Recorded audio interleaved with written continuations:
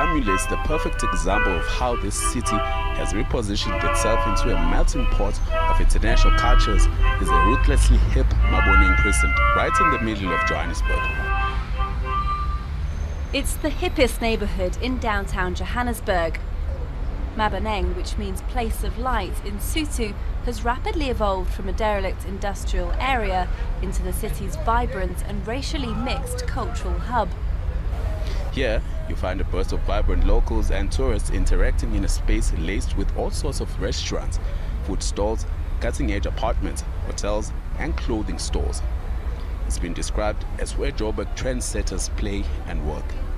Well, all of that makes a lot of sense. And of course, it's all about urban planning and using the spaces that are there in the existing environment. We are at Maboneng Precinct in Johannesburg. We are going to shop at the retail stores. We're going to go and eat at an Ethiopian restaurant. We're Do going some to pop art. Do some pop art. Do some painting. We're going to see how much we can get up to, basically.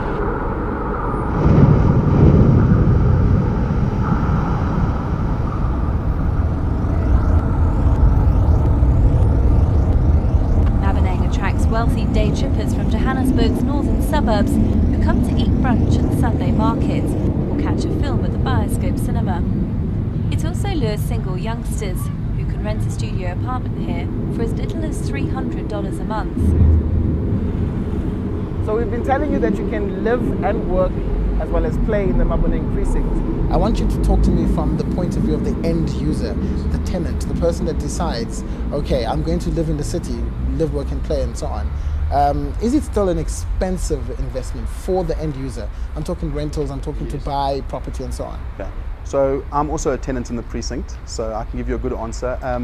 It's definitely a more affordable option, and from our point of view, I think you get the same benefits as you would in one of your more affluent areas. Particularly, down here you're close to all the highways. It's very central to wherever you need to be in Johannesburg, and you're paying a vastly reduced amount than you would pay in some of these more affluent suburbs in Johannesburg. So for the end user, I would say that he's getting a lot for a lot less. Maboneng is the evolving result of a vision towards a shared urban future through the metamorphosis of the city's existing space economy. Yikes! These improvements did wonders for business and local tourism. Private developers assisted by the Red Ants have started evictions in Jeppestown in Johannesburg despite violent resistance from residents. The project started with around a few buildings. It's a few specific buildings.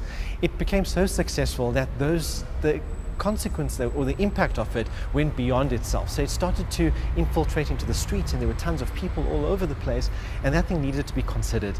So what we've been asked to get involved in is how the streets are going to be working, where Maboneng is going to be in 5 years' time, 10 years' time and 15 years' time. So we'd be looking at how particularly Fox Street, which is one of the key anchors that Maboneng Precinct is hinged upon, how that performs and how we're going to go further and expand further into the rest of the neighborhood.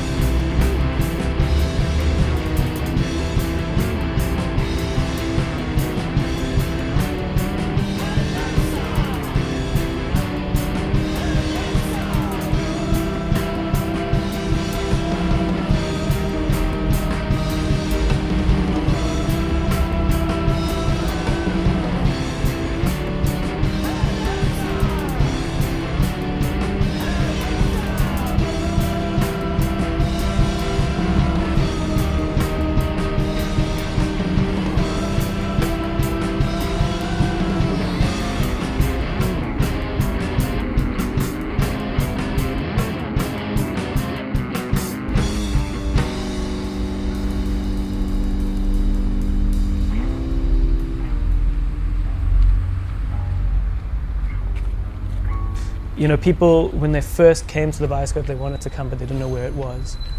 So we would often have to sort of be giving people directions and help guide them through the city, and now that doesn't happen anymore. You know, so we're not in that Johannesburg inner city that we were in even 2 years ago. So a lot's happened. Hundreds of people are without a roof over their heads tonight. Now to that story from JP's Town, our reporter Manoba Mkunu is there. Manoba, give us the latest. We're seeing chaotic scenes coming from downtown Joburg, residents saying they won't back down.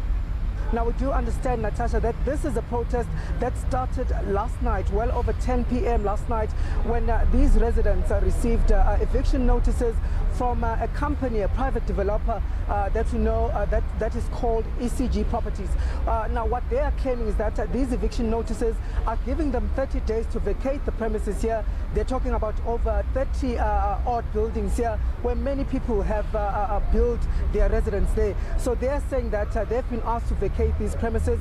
The company is saying that this is their property, this is their land, and therefore these residents should leave. Police managed to fire rubber bullets and disperse some of the people, but many of them, as you can still see here behind me, they're still out here on the streets protesting, saying that they won't back down until they have an answer, until authorities give them an answer as to what is going to happen to them if they are evicted from these buildings here. Beginning in 2005, city government officials began examining the potential of redeveloping Johannesburg CBD. They concluded that doing so would have plenty of positive economic effects. It will also do much to improve the city's reputation. Several gratification building projects began that same year. Redevelopment efforts are in place to improve the economic health of both the central business district and the outlying communities. Ripple effects include more job opportunities and establishment of central Johannesburg as South African cultural mecca. Dilapidated and unserviced living conditions here are appalling, but residents call this home and won't go down without a fight. Because many of them say, Natasha, that they've been staying here for over a decade. This is the only place that they know to be home here in Johannesburg. As you know, that many of them are migrant laborers coming from KwaZulu-Natal and other provinces to settle here in order to work here in Johannesburg. So they're saying that this is the only place that they know is home, and they do not know where to go to from here. From 2000. I've been living here since 2003 with my children. Life here is not easy, and if I could be kicked out of here, my family will suffer. Many residents here are unemployed. They rely on their own entrepreneurial skills to survive. Their livelihoods now at risk. I've been doing this business for a long time. It's my only means of survival. If I lose this business, my family will starve. There is no sign of alternative accommodation being made available, an uncertain future for these people. Jonathan's company has 38 buildings in its portfolio, and so far only 8 have been developed. But already the South African is thinking about taking his idea to Brazil, a country with just as much inequality, but just as much potential for change. It is weirdly like a little Gulf estate in the middle of downtown Joburg, because there are about 500,000 security guards and don't cross that road. Tell us about how you actually went from the beginning to 20 blocks. How many years was it? And what was the process involved in growing so quickly?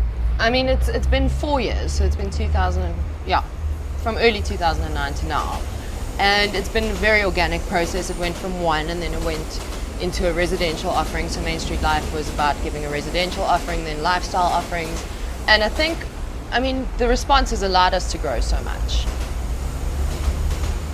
And what 2.0 is really about is about the next phase of development. It's about in keeping with that organic approach, but also considering how we're using the spaces in between the buildings and creating more accessible public space for people to really enjoy and to take this part of Johannesburg to an international city level.